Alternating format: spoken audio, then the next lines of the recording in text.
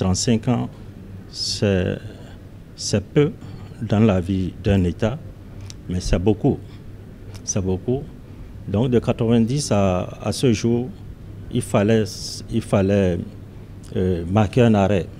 Il fallait marquer une pause pour voir si les options qui ont été retenues à la conférence nationale, si ces options-là, l'esprit qui est né de la conférence nationale, l'esprit qui a animé la conférence nationale, si cet esprit-là a été mis en œuvre.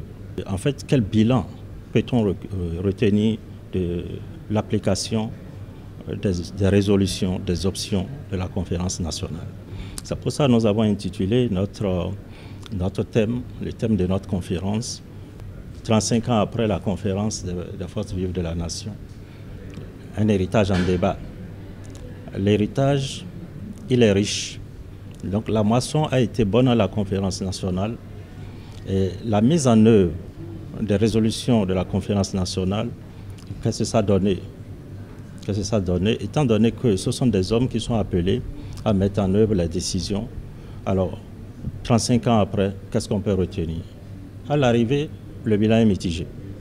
Il y a des avancées, il y a eu des avancées notables en matière de démocratie, en matière d'état de droit, en matière de liberté.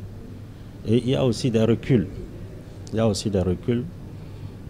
Voilà le bilan que nous avons voulu faire ensemble avec les participants.